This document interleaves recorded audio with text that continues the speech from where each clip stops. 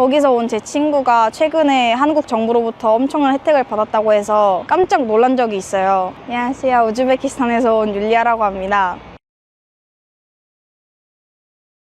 한국은 일단 제 뿌리의 나라고 되게 굉장히 친근하고 아버지의 나라라고 많이 느끼고 있어요. 그래서 여기 되게 편안하고 제 고향이라고 누구보다 생각을 많이 하고 있습니다. 저희 고려인들 중에 특히 수십 년간 이 전통을 지켜온 작은 서울이라고 불리는 마을이 하나가 있는데, 거기서 온 제 친구가 최근에 한국 정부로부터 엄청난 혜택을 받았다고 해서 깜짝 놀란 적이 있어요. 그 이야기를 지금 들려드릴게요. 한국에서 수술을 받겠다고? 미쳤어요? 과거 일이 기억 안 나세요? 정말 한국에서 저희 아버지의 다리를 고쳐주겠냐고요. 여기 우즈베키스탄 안디잔이라는 마을의 한 가정집에서 모든 가족이 모여 눈물을 흘리고 있습니다. 하지만 한 여성만이 속으로 쓴 말들을 삼키며 가족들을 바라보고 있는데요. 걷지 못하는 아버지는 누구보다도 눈물을 흘리고 계시네요. 여성은 이 모습이 더 이상 보기 힘든 듯 결국 밖으로 나가버리고 마는데요. 과연 이 가족에게는 무슨 일이 일어난 걸까요? 안녕하세요. 저는 우즈베키스탄에서 교사로 일하고 있는 김레일라라고 해요. 얼마 전까지 타슈켄트에 있는 학교에서 일을 하다가 지금은 제 고향인 안디잔의 교사로 자원의 고향으로 오랜만에 향하고 있어요. 저는 어릴 때부터 교사가 되고 싶다는 생각을 많이 했었어요. 공부를 잘 하기도 했지만 누군가에게 배움을 나눈다는 사실은 너무나도 뿌듯한 일로 저에게 다가왔거든요. 어쩌면 제가 공부를 잘하게 된 이유도 거기에 있을지 몰라요. 시험에 대해 이것저것 물어보는 친구들에게 더 잘 알려주기 위해 더 열심히 공부를 한 것도 있거든요. 제가 알려준 문제나 정보로 성적이 올라 기뻐하는 친구들을 보면 저도 덩달아 기쁘더라고요. 그리고 지금은 교사로 일하면서 제 순수한 학생들이 건강하게 무럭무럭 자라는 모습을 보는 것 또한 하나의 기쁨이 되었어요.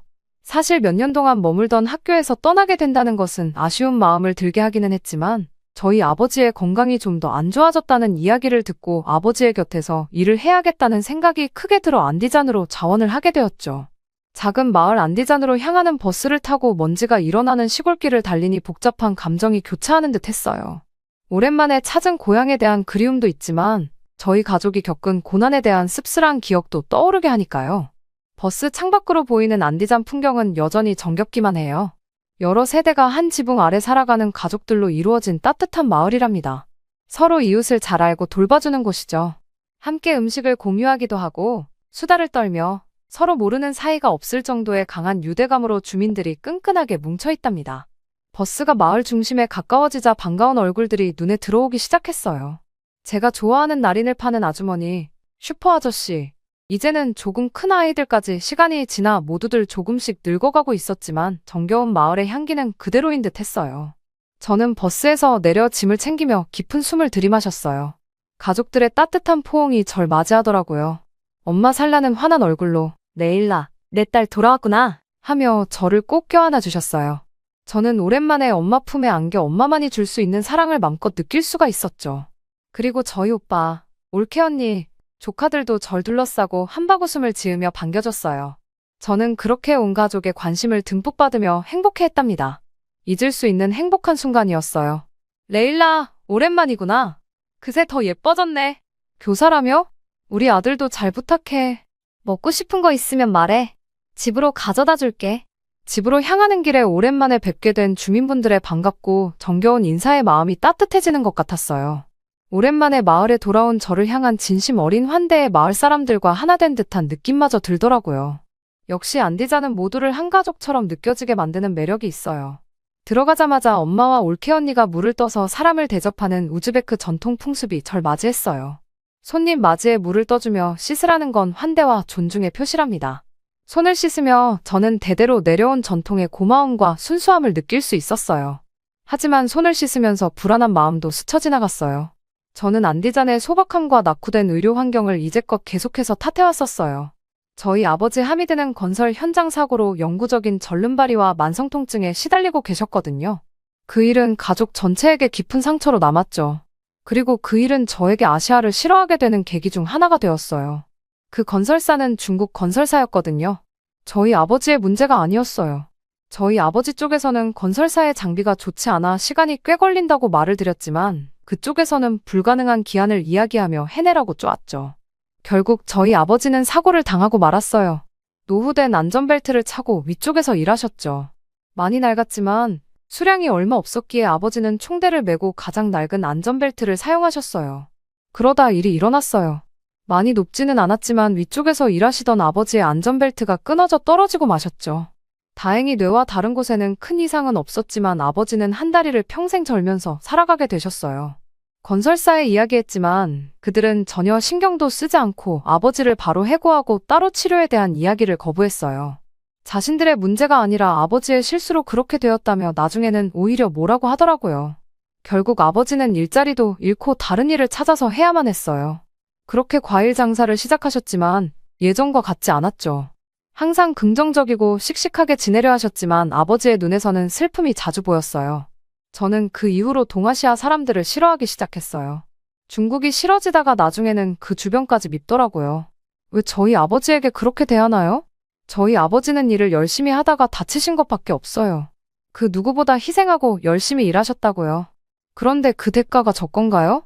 이 일만 생각하면 두 눈이 질끈 감기고 화가 치밀어 오르지만 누구보다 긍정적으로 살아가려 노력하고 계신 아버지를 보면 그럴 수가 없었어요. 사실 누구보다 힘드실 분은 바로 저희 아버지이실 테니까요. 그리고 이렇게 사랑하는 가족들의 환한 얼굴을 보면 삶의 진정한 행복이 무엇인지 깨닫게 되기도 하고요. 안디잔에는 현대사회에서 잃어버린 공동체 정신과 풍성한 문화가 살아있었어요. 소박하면서도 따뜻한 정이 행복의 원천임을 새삼 느낄 수 있게 해주는 곳이었죠. 아버지가 이런 마을에 있으신 건 참으로 불행 중 다행이라고 생각해요. 저희 가족분들뿐만이 아니라 이웃 모두가 끈끈하게 아버지를 도우려 애써주셨거든요. 항상 감사한 마음이 든답니다. 환대 풍습이 끝나고 전통 우즈베크식 식탁에 둘러앉아 신선한 빵과 향신료 냄새를 맡으니 평온함이 밀려오는 것만 같았어요. 그 맛은 가족과 나눴던 수많은 추억과 사랑을 떠올리게 했죠. 함께 식탁에 둘러앉아 맛있는 음식으로 서로의 정을 나누는 것만큼 고마운 게 또 있을까요? 조카들이 뛰어노는 모습을 보면서 저는 뿌듯함과 희망을 느꼈어요. 우리에겐 풀어야 할 숙제들이 있지만 우리 아이들은 가족의 사랑 속에서 자라나고 있었으니까요. 가문의 가치관과 문화유산을 배우며 성장하는 모습이 너무나도 아름답게 보였어요. 해가 지고 잠자리에 들면서 저는 이번 방문은 뭔가 특별할 것 같다는 생각이 들었어요. 변화의 기운이 느껴지고 새로운 가능성이 열릴 듯한 이상한 예감이 들더라고요. 이렇게 오랜만에 고향 방문으로 인해 저는 가슴 벅차오르는 생각들과 함께 잠에 들었답니다. 고향 안디잔은 어느새 내 안에 쓴 기억을 누그러뜨리고 서서히 마음의 문을 열어주기 시작했어요. 저도 몰랐던 내면의 변화를 일으키는 여정의 시작이었죠. 다음 날 안디잔에서 맞은 첫 아침은 나뭇잎 사각거리는 소리와 먼 곳에서 울려 퍼지는 수탉의 울음소리로 시작되었어요. 밖으로 나가니 엄마가 정원에 물을 주고 계셨죠. 떠오르는 태양이 엄마가 정성스레 가꾸는 화사한 꽃과 채소밭을 금빛으로 물들이고 있었어요. 좋은 아침이야. 내일 나. 엄마의 얼굴이 떠오르는 태양처럼 밝게 빛나고 있었죠. 잘 잤니? 저는 고개를 끄덕이며 기지개를 켜고 상쾌한 아침 공기를 깊이 들이마셨어요. 역시 이곳은 여전히 평화롭네요. 저는 어머니 옆으로 가며 마을을 감싸는 고요함에 감탄했죠. 엄마는 미소를 지으셨어요.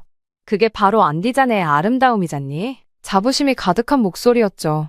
삶의 속도가 다르고 소박한 것들의 소중함을 일깨워주는 거 말이야. 엄마가 온 마음을 다해 정원을 가꾸시는 모습을 지켜보며 저는 깊은 감동을 받았어요. 안디잔에서 정원 가꾸기는 단순한 취미가 아니에요. 자연과 교감하는 삶의 방식이자 우리의 뿌리 깊은 본능이랄까요?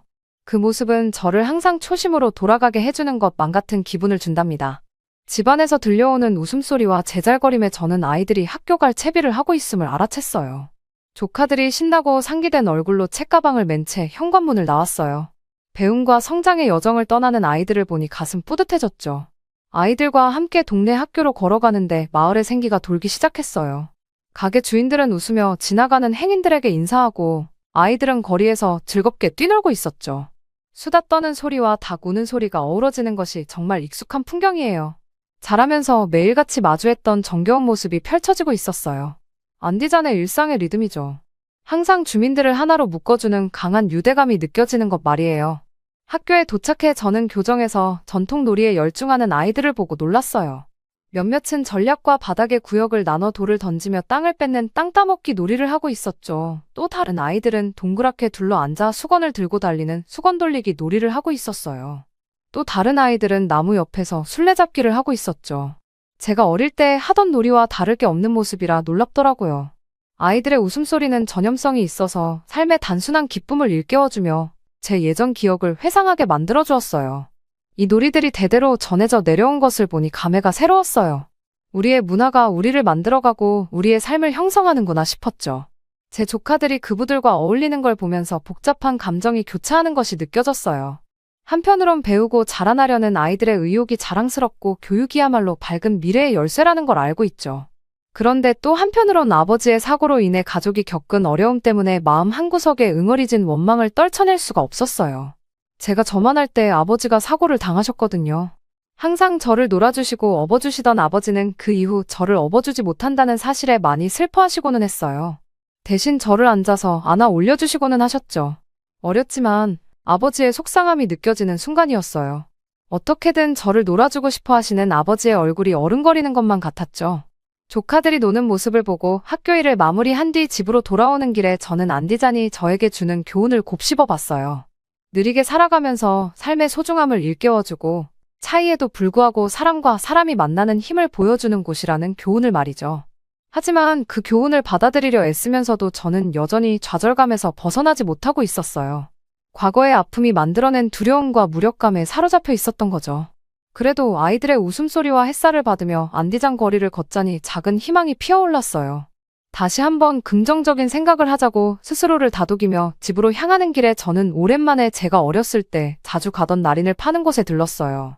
나린은 말고기로 반죽한 소를 말고기 창자에 넣어 만든 요리예요. 나린을 맛보며 주인 파라와 나눈 대화가 저의 호기심을 자극했죠. 파라는 우즈벡 요리가 여러 문화의 영향을 받아 발전해온 과정을 갈 때마다 항상 자랑스럽게 이야기해 주셨어요. 그래서 저는 이 음식이 고려인들의 영향을 받아 만들어진 음식이라는 것도 알게 되었죠. 한국의 순대라는 음식과 비슷하다고 하더라고요. 사실 저도 고려인이에요. 이 곳 자체가 고려인들의 마을이죠. 저희 아버지와 어머니는 제가 어릴 때부터 이야기하시고는 했어요. 저희 할아버지는 한국 사람이셨고 군인이셨다고 말이에요. 그러다 이곳으로 강제 이주를 당한 한국 사람들이 많이 거주하신 곳이 이곳이라는 이야기를 듣고는 했어요. 그렇지만 저는 한 귀로 듣고 한 귀로 흘렸죠. 나린 말고 또 비슷한 게 있겠어요? 사실 저는 잘 모르겠어요. 한국을 가본 적도 없을 뿐더러 제가 역사를 가르치는 것도 아니다 보니 말이에요. 그리고 저희가 한국인이라면 왜 이곳으로 오게 되었을까요?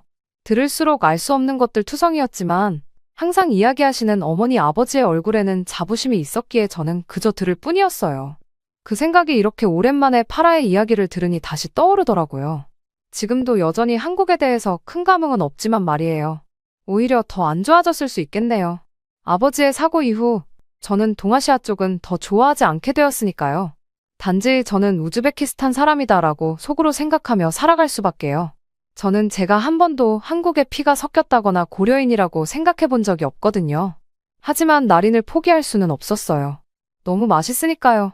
그렇게 가족과 다 같이 먹기 위해 저는 맛있는 나린을 포장하고 집으로 향했어요.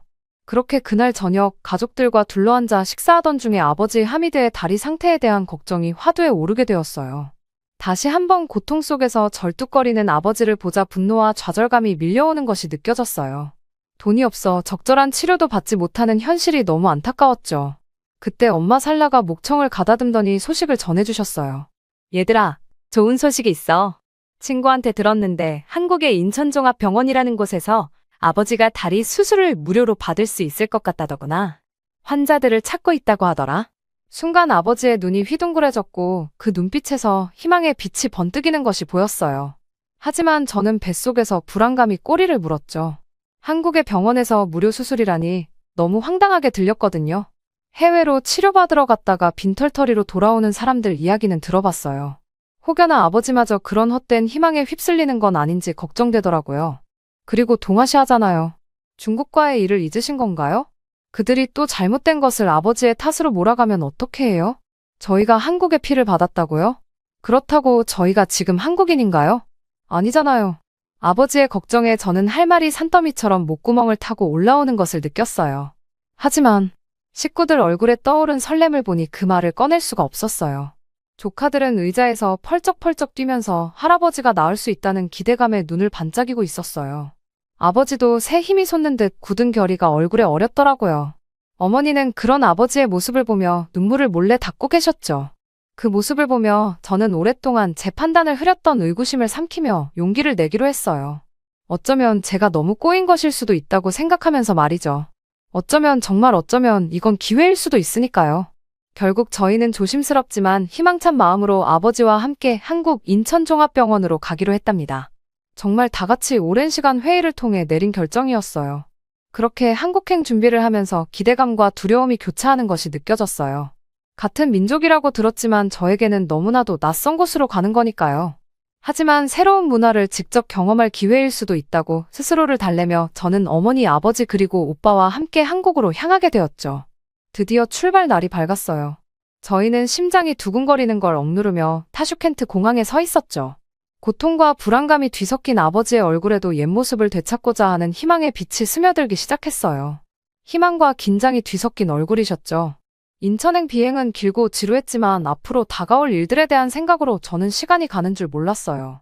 한국이라는 나라에 대해 말은 많이 들었지만 직접 발을 디딘다는 게 두렵기도 하고 흥분되기도 하더라고요.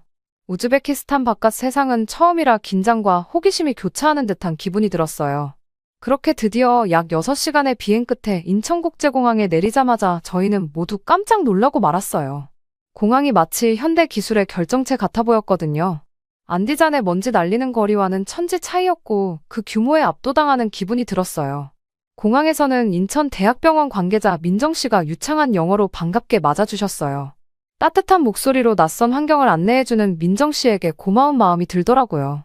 무료 수술을 제안한 병원에서 직접 데리러 와준 것에 대한 감사함도 깊어졌고요. 저는 인천으로 가는 길에 도시의 풍경에 매료되었어요. 번화한 도시 속에서도 아름다운 공원과 평화로운 사찰이 어우러진 모습이 인상 깊었죠. 도심의 소음 속에서도 고요함을 발견할 수 있다니 신기했어요. 인천종합병원에 도착하자 저는 또 한 번 병원의 시설과 큰 규모의 놀라움을 금할 수 없었어요. 최첨단 의료장비와 환자를 위해 밤낮으로 애쓰고 계신 의료진의 모습에 감동받았죠. 병원 복도를 지나며 저는 왠지 모를 가슴속에 희망이 피어나는 걸 느꼈어요. 어쩌면, 정말 어쩌면 저희 아버지가 제대로 걸으실지도 모른다는 희망이 말이에요. 우리를 맞이한 의사와 간호사들은 친절하고 따뜻했어요. 수술 과정을 자세히 설명해주면서 궁금증과 걱정을 말끔히 씻어주셨죠. 설명을 들을수록 점점 오랜 시간 고통받아온 아버지의 얼굴에서 안도감이 피어나는 게 보였어요. 병원 안을 둘러보며 저는 말로만 듣던 우즈벡과 한국 문화의 공통점을 발견하기 시작했어요. 한국 전통 한복의 화려한 문양이 안디잔 시장에서 본 직물들을 떠올리게 했죠. 식당에서 나오는 김치찌개와 밥도 고향의 수프와 비슷한 모습을 띠고 있었고요. 또 만두라는 음식도 먹어보게 되었는데 저희 나라의 만트라는 음식과 너무나도 흡사했어요. 저희는 요거트를 뿌려 먹기도 하지만 이곳은 간장이라는 소스에 찍어 먹더라고요. 순간 나린을 파는 파라의 말이 떠올랐어요. 이곳은 고려인들의 영향을 많이 받았어. 음식들도 말이야. 우리가 고려인이라는 것을 잊지 말으렴. 우리는 참 많이 닮아 있단다. 그녀의 말이 정말이었어요. 얼굴도 그렇게 많이 다르지 않다는 것을 알 수가 있었거든요. 그리고 할아버지, 아버지가 보여주신 할아버지의 모습과 너무나도 다들 비슷한 얼굴을 하고 있었어요. 그 순간은 제가 처음으로 저희가 정말로 한국과 이어져 있다는 걸 믿게 된 순간이었어요. 그 깨달음은 인천을 떠난 후에도 오래도록 마음에 남고 더 큰 이해의 씨앗이 되어 자랄 것만 같았죠. 수술을 앞둔 시간, 아버지 곁을 지키며 존경과 자부심이 샘솟았어요. 그리고 왠지 모르게 아버지의 수술이 잘 될 것 같다는 확신이 들었죠. 아버지를 쳐다보자. 아버지는 약간의 눈물을 닦아내며 설렘과 긴장이 가득한 표정으로 저희에게 농담을 건네셨어요. 저희 아버지는 그토록 많은 고난에도 불구하고 아버지는 유머 감각과 가족의 타인에 대한 믿음을 항상 잃지 않으셨어요. 할아버지에게서 배운 교훈이라고 하셨죠. 저도 그런 아버지의 모습을 보며 그 교훈을 가슴 깊이 새기고 싶다는 생각이 들었어요. 간호사들이 아버지를 수술실로 모시고 갔을 때 저희 가족은 눈을 감고 조용히 기도했어요. 아버지의 쾌유를 비는 마음, 그리고 앞으로 다가올 치유와 성장, 깨달음의 여정을 향한 간절한 기원을 담아서요. 그렇게 오랜 시간이 흐르고 드디어 의사 선생님이 수술방에서 나오셨어요. 저희는 기다렸다는 듯 의사 선생님께 다가갔죠. 조금은 피곤해 보이시는 의사 선생님께서는 미소를 지으셨어요. 오래 기다리셨네요. 성공적으로 끝냈습니다. 앞으로 재활을 하면서 경과를 지켜봅시다. 의사 선생님의 말에 저희는 눈물을 흘리며 자리에 주저앉았어요. 저희 아버지가 걸을 수 있다는 말인가요? 정말로요? 저희는 아버지 앞에서 차마 흘릴 수 없던 눈물을 그날 다 같이 얼싸안고 한 바가지를 흘렸어요. 기쁨의 눈물이었죠. 그때의 한국에 대한 감사함은 이루 말할 수 없었답니다. 아버지의 수술 후 인천종합병원에서의 시간은 점점 흘러갔어요. 의료진들은 아버지의 회복 속도에 감탄했죠. 아버지의 강인한 의지와 가족의 지지 덕분이라며 칭찬을 아끼지 않더라고요. 그 칭찬을 들으니 자부심과 감사함이 가슴 가득 밀려왔어요. 마침내 몇 달의 재활치료 후 병원을 떠나 우즈베키스탄으로 돌아갈 채비를 하면서 저는 한국에서 배운 교훈을 되새겨봤어요.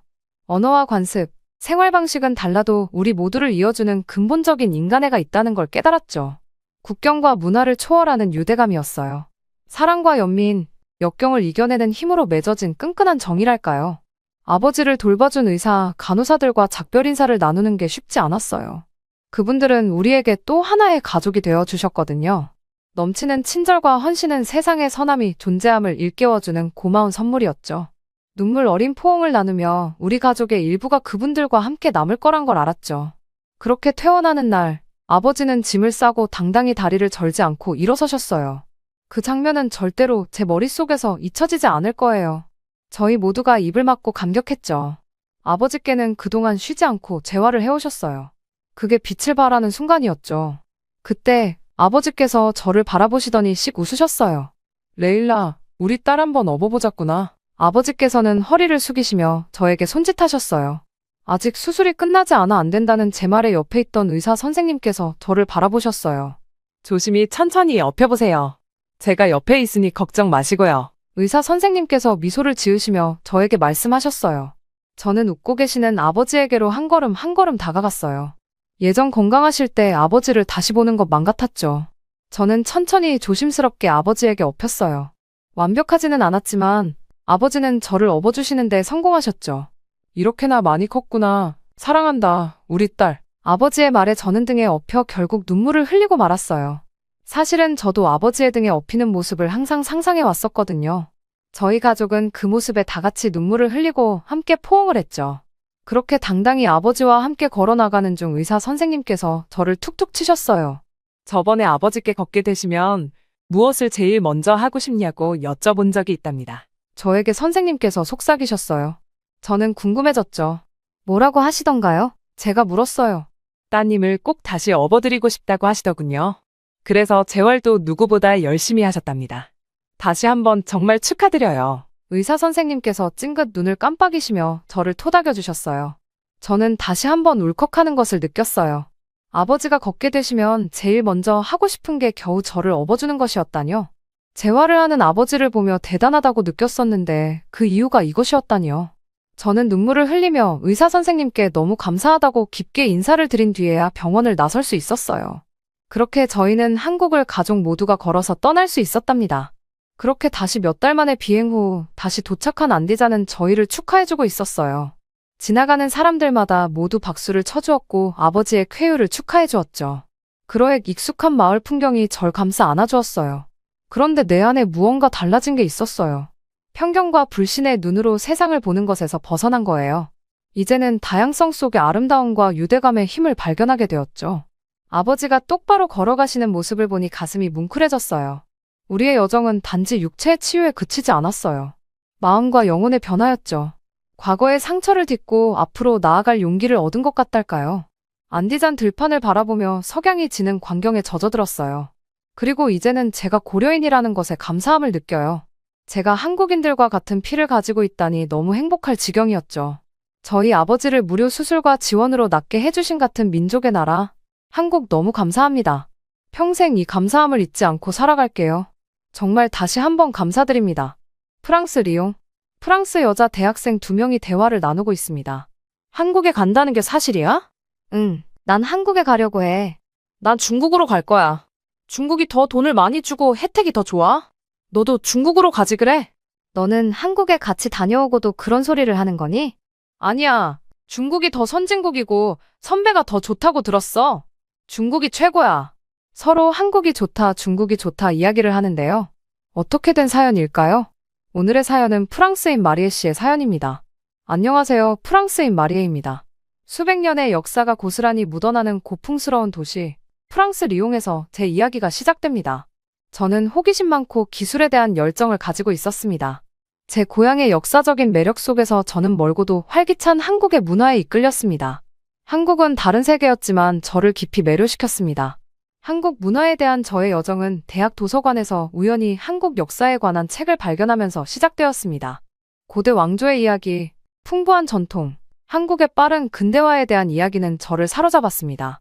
한 장 한 장 넘길 때마다 새로운 세계가 열렸고 그 세계는 제가 탐험하고 싶었던 세계였습니다. 그러던 중 컴퓨터 공학과 동기인 에이미를 만났습니다. 우리는 한국 드라마에 대한 우연한 대화를 나누다가 한국에 대한 공통의 관심사를 발견했습니다. 활기차고 언어에 관심이 많았던 에이미는 함께 한국어를 배우자고 제안했습니다. 우리의 스터디 세션은 곧 한국 문화에 대한 더 깊은 탐구와 공부로 이어졌습니다. 우리는 한국 요리, 음악, 그리고 무엇보다도 한국을 세계 지도 위에 올려놓은 기술 발전에 대해 몇 시간 동안 토론했습니다. 한국 문화에 대한 동경은 단순한 엔터테인먼트에 그치지 않고 영감의 원천이 되었습니다. 특히 한국의 첨단 기술과 급성장하는 게임 산업은 컴퓨터 프로그래머를 꿈꾸는 저희의 열망과 공명했습니다. 저희는 이 역동적인 분야에 어쩌면 한국 자체에 기여하고 싶다는 꿈을 꾸었습니다. 프랑스에서는 IT 산업은 별로 없었거든요. 대표적인 게임이라 해도 기억나는 게 없네요. 프로그램 또한 마찬가지고요. 그래서 저희는 한국으로 가는 걸 꿈꾸었습니다. 공부를 더 깊이 파고들면서 한국어 실력이 점점 늘었습니다. 대학에서 열리는 한국 문화 행사에 참여하며 유학을 온 한국 학생들과 교류하고 한국어와 한국 전통에 빠져들기 시작했습니다. 이러한 경험은 한국을 직접 경험하고 싶은 열망의 불을 지폈습니다. 그러던 중 뜻밖의 기회가 찾아왔습니다. 우리 대학에서 서울의 한 유명 대학과 문화 교류 프로그램을 진행한다는 공고를 냈어요. 새로 배운 한국어 실력과 프로그래밍 프로젝트 포트폴리오를 가지고 있던 에이미와 저는 주저없이 지원했습니다. 합격 통지서를 받던 날은 저희에게 전환점이 되었습니다. 저희의 상상과 마음을 사로잡았던 한국으로 가는 것이었으니까요. 서울행 비행기에 오르자 설렘과 긴장감이 뒤섞인 채 모험이 시작되었습니다. 비행 시간은 길었지만 저희는 기분이 좋았습니다. 드디어 멀리서 동경하던 문화를 직접 체험할 수 있게 되었으니까요. 인천공항에 도착하자마자 다른 세계에 들어선 것 같았습니다. 리옹 생텍쥐베리 공항과는 전혀 다른 느낌이었어요. 리옹의 공항과는 비교도 안 되게 컸고 모든 게 편리했습니다. 입국 수속도 금방 되었고 모든 게 디지털화가 된 미래 도시 같은 느낌이 들었습니다. 저희는 그렇게 공항 리무진 버스를 타고 가면서 한국의 도시를 구경했습니다. 그렇게 서울에 도착한 저희는 도시의 활기찬 에너지가 느낄 수 있었습니다. 네온사인, 우뚝 솟은 고층 빌딩, 북적이는 인파는 리옹의 조용한 거리와 전혀 다른 느낌이었습니다. 저희는 커다란 건축물과 빌딩들을 입을 벌리고 멍하게 바라본 기억이 나네요. 처음 몇 주는 새로운 경험을 한다고 정신이 없었어요. 서울의 유서 깊은 명소들을 구경하고 활기찬 시장을 돌아다니고 다양한 한국 음식을 맛보았습니다. 매일 새로운 발견과 즐거움이 이어졌습니다. 한국 음식은 안 맞을 것 같았지만 의외로 맛있었습니다. 특히 저는 요즘 유행하는 김밥이 너무 맛있었어요. 요즘에 전 세계적으로 김밥이 유행한다고 하죠? 저는 이때부터 김밥은 제가 가장 좋아하는 음식이 되었답니다. 일주일에 한 번 정도는 사 먹거나 만들어서 먹곤 할 정도로 좋아합니다. 교환학생 프로그램에는 어학 수업, 문화 세미나, 그리고 가장 중요한 현지 기술 스타트업에서의 인턴십이 포함되었습니다. 한국의 기술 현장에 뛰어들 수 있는 기회였습니다. 업무는 힘들었지만 혁신적인 환경의 일원이 되어 신나게 일할 수 있었습니다. 인턴십 기간 동안 만난 사람들은 모두 친절하고 자신의 지식을 기꺼이 공유해 주었습니다. 프로그래밍과 기술뿐만 아니라 한국의 업무 문화에 대해서도 배울 수 있었습니다. 공동체 의식과 팀워크는 프랑스에서 익숙했던 것과는 달랐습니다. 아이디어를 자유롭게 공유하고 협업을 장려하는 환경이었죠. 하지만 서울에서의 시간이 일만 하는 것은 아니었습니다. 에이미와 저는 여가 시간에는 서울 구석구석을 돌아다녔습니다. K-팝 콘서트에 참석하고 홍대의 밤문화를 경험하고 아름다운 제주도로 주말 여행을 떠나기도 했습니다. 한국은 우리가 상상했던 것과는 전혀 다른 모습이었어요. 교환학생 프로그램이 끝나갈 무렵 저는 한국과의 인연이 이제 막 시작되었다는 것을 깨달았습니다. 저는 이 나라, 이 문화, 이 사람들과 사랑에 빠졌습니다. 교환학생 프로그램을 마치고 프랑스로 돌아온 것은 씁쓸했습니다. 고향처럼 느껴지기 시작한 서울의 활기차고 따뜻한 분위기가 그리웠기 때문입니다. 이런 고민을 하던 중 인턴으로 일했던 한국 게임 회사로부터 뜻밖의 제안을 받았습니다. 서울에 있는 팀에 합류해달라는 것이었습니다. 망설임 없이 수락했고 제 인생의 새로운 장을 시작할 준비가 되었습니다. 서울로 이사하는 일은 설레기도 하고 막막하기도 했습니다. 저는 꿈으로 가득 찬 여행 가방과 결심으로 가득 찬 마음을 안고 도착했습니다. 끝없는 에너지로 가득 찬 도시는 두 팔 벌려 저를 반겨주었습니다. 저는 이 넓은 도시에서 제 집이라고 부를 수 있는 강남의 번화한 지역의 작은 아파트를 구했습니다. 게임 회사는 저 같은 기술 애호가에게 놀이터와도 같았습니다. 명석한 두뇌와 창의적인 재능에 둘러싸여 저는 도전과 영감을 동시에 느꼈습니다. 제가 맡은 업무는 새로운 게임 알고리즘을 개발하는 것이었는데 기술력과 창의적 사고가 모두 필요한 일이었습니다.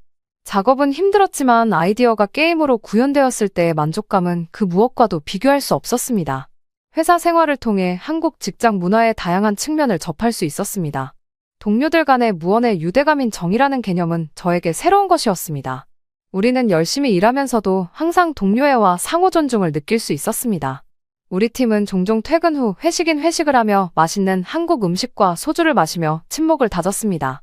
이러한 시간은 단순한 휴식을 넘어 업무의 경계를 넘어 서로를 이해하고 관계를 구축하는 시간이었습니다. 전통과 현대가 조화를 이룬 서울은 계속해서 저를 놀라게 했습니다. 주말에는 고궁을 탐방하고 전통 다도에 참석하고 북한산 국립공원의 고즈넉한 산책로를 하이킹하며 시간을 보냈습니다. 도시의 풍부한 역사와 문화는 끊임없이 저를 매료시켰습니다. 그러던 중 게임회사 동료인 정훈 씨를 만나면서 제 여행은 예상치 못한 방향으로 흘러갔습니다. 그는 친절하고 똑똑했으며 기술에 대한 저의 열정을 공유했습니다. 우리의 우정은 점차 사랑으로 발전했고 그 사랑은 문화적 차이를 뛰어넘는 사랑으로 피어났습니다. 정훈은 저에게 가족 전통, 지역 축제, 한국 생활의 일상적인 뉘앙스 등 한국 문화의 더 깊은 면을 소개해 주었습니다. 관계가 깊어지면서 저는 한국 사회에 더욱 녹아들었습니다. 한국에서 외국인으로서 겪는 복잡한 상황을 헤쳐나가는 법을 배웠고 낯설기만 했던 관습과 에티켓을 받아들이게 되었죠. 서울은 더 이상 제가 일하는 도시가 아니라 제 고향이 되었습니다. 정훈과 결혼을 결심하면서 제 한국 생활은 큰 전환점을 맞이했습니다. 프랑스와 한국의 전통이 아름답게 어우러진 결혼식은 두 문화의 결합을 상징하는 행사였습니다.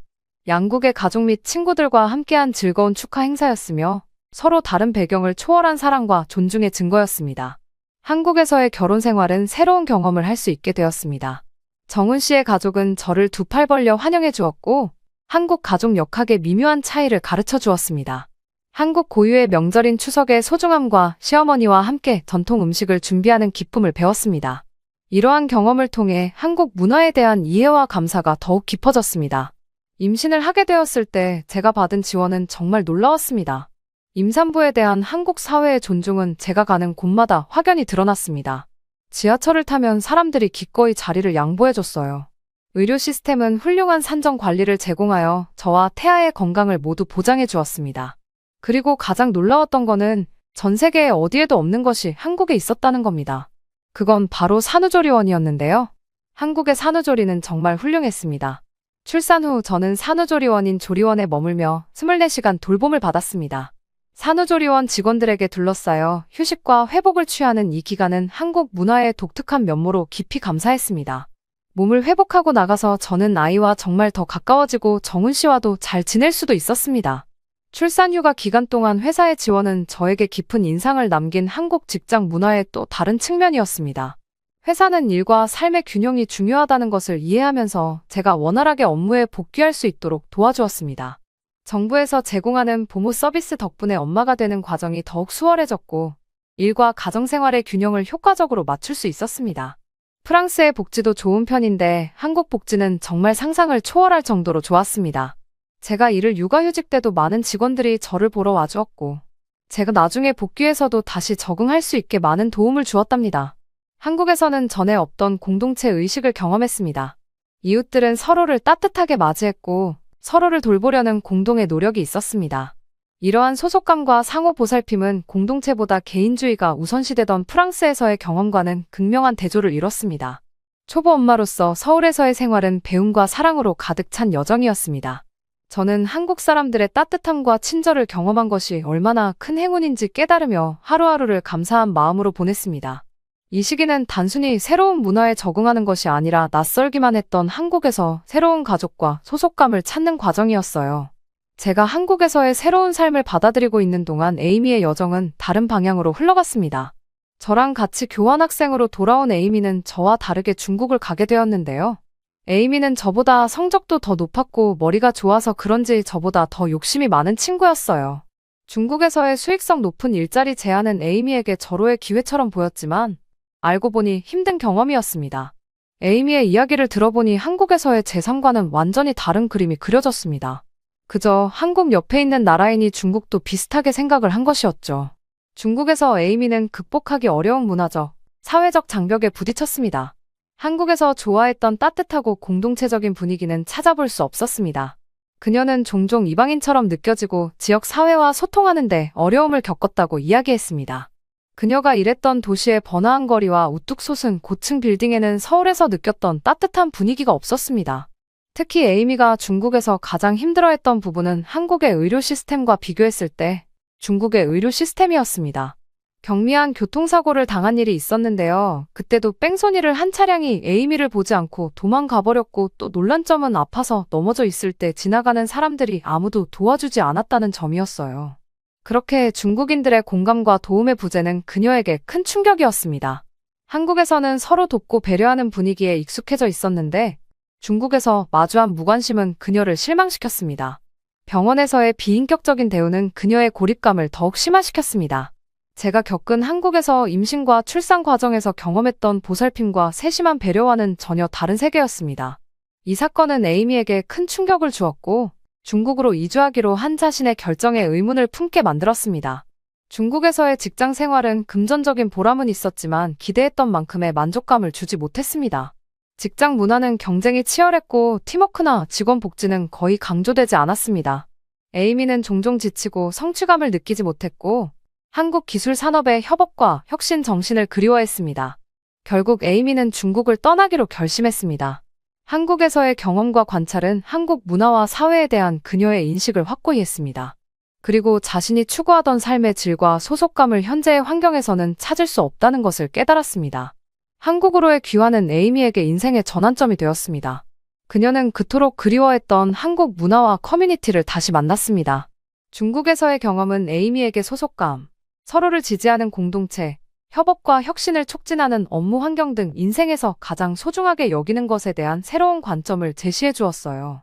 에이미가 한국으로 돌아온 것은 우리 모두에게 기쁜 재회였습니다. 우리는 오랜만에 만나 서로의 경험을 나누고 각자의 여정을 되돌아보는 시간을 가졌습니다. 에이미에게 한국으로의 귀환은 고향에 돌아온 것과 같은 느낌이었죠. 에이미는 중국에서의 경험과는 완전히 대조적으로 두 팔 벌려 환영받으며 커뮤니티에 다시 합류했습니다. 우리는 종종 한국, 중국, 프랑스의 문화적 차이에 대해 이야기했습니다. 대화를 나누면서 한국 사회의 독특한 측면, 즉 공동체에 대한 강조, 개인에 대한 존중, 전통과 현대의 균형에 대한 깊은 이해가 드러났습니다. 에이미는 빠르게 한국 생활에 다시 적응했습니다. 그녀는 자신의 가치와 열망에 부합하는 직업을 찾아 기술업계에 다시 합류했습니다. 한국 기술업계의 협업 환경과 혁신 정신은 이전 경험과는 다른 신선한 변화였습니다. 그녀는 자신의 기술과 창의성을 흥미로운 프로젝트에 기여하며 새로운 역할에서 번창했습니다. 우리 둘에게 한국은 단순한 직장이나 모험의 장소 그 이상이 되었습니다. 한국은 우리의 정체성과 세계관을 형성한 나라였습니다. 우리는 이 활기찬 땅에서 소속감과 목적의식을 찾았습니다. 한국에 대한 우리의 공통된 사랑은 우리의 일상에서 분명하게 드러났습니다. 우리는 함께 한국을 탐험하며 자연의 아름다움과 유구한 역사, 다양한 문화를 경험했습니다. 산속의 고즈넉한 사찰부터 도시의 활기찬 축제까지 각각의 경험은 한국과의 인연을 더욱 깊게 해주었습니다. 프랑스에서 한국으로의 여정을 되돌아보니 제 삶을 형성해준 경험과 관계에 대한 감사함이 가득합니다. 따뜻함과 환대, 활기찬 문화를 가진 한국은 다른 곳에서는 느낄 수 없었던 소속감을 주었습니다. 한국은 저에게 공동체, 존중, 혁신의 가치를 가르쳐준 나라입니다. 에이미의 여정은 도전과 깨달음과 함께 인간 정신의 회복력과 세상에서 자신의 자리를 찾는 것이 얼마나 중요한지에 대한 증거이기도 했습니다. 우리는 함께 친절과 전통, 미래지향적인 정신으로 뛰는 한국의 심장을 발견했습니다. 우리의 이야기는 인생은 발견과 성장의 여정이라는 것을 일깨워줍니다. 자신이 속한 곳을 찾고 새로운 문화를 받아들이고 서로 다른 세계 사이에 다리를 놓는 것입니다. 전통과 현대가 독특하게 조화를 이룬 한국은 우리를 새로운 삶의 방식, 즉 목적과 기쁨, 소속감으로 가득 찬 삶으로 연결해주는 다리 역할을 해왔어요. 그리고 또 제가 한국인 정훈 씨와 결혼한 거를 부러워하고는 에이미도 사내에서 한국인 남성을 만난다고 하더군요. 결혼까지 생각하고 있다고 합니다. 둘이 나중에 잘 돼서 부부 동반으로 여행을 갔으면 정말 좋겠습니다. 오늘 사연은 여기까지입니다. 상단에 다른 사연들도 있으니 꼭 봐주세요. 구독과 좋아요도 꼭 해주시고요. 그럼 내일 봐요.